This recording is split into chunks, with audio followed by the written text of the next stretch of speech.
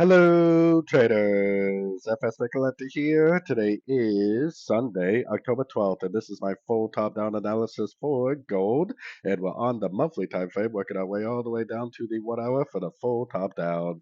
So on the monthly and the weekly and really the daily, I still think this is an extremely clear pattern. I still think this is a wave one, a wave two, and this is all just one big wave three.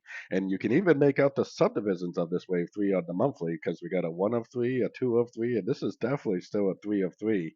I think just to end this wave three that we are currently in, we're going to have to make a wave four similar to this wave two, which that wave two lasted about 6 months. And then we're probably going to have to make a wave five just to finish off this wave three. Then we'll probably have to make a much, much larger pullback for the wave four. But this is all nice and dandy to say that, but we don't even have any reason to say the wave three is over. There's a possibility it keeps going up. The wave three has no reason to say that it's over yet. Going down to the weekly time frame, this is where you can start to make out the subdivisions of that trend that I just showed you. We definitely don't have a break of structure. We definitely don't have it golfing down at a Fibonacci level. We definitely don't have a lower high. We definitely have no reason whatsoever to say the wave three is over. And like I said, it could keep going. There's no reason whatsoever to say that this is over. I would actually think this 261% Fibonacci extension up here around 4,300 potentially may even be a more likely target for this wave three to end.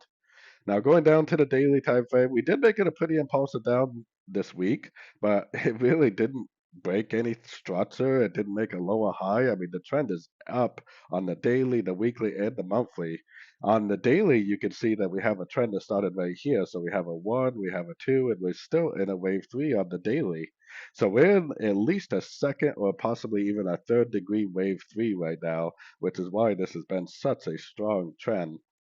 Going down to the 4 hour time frame. Now, on the 4 hour time frame, we definitely did make a pretty impulsive move down, but I do not consider this a break of structure right here. Why? Because this right here, it to me is a little bit of a lower high.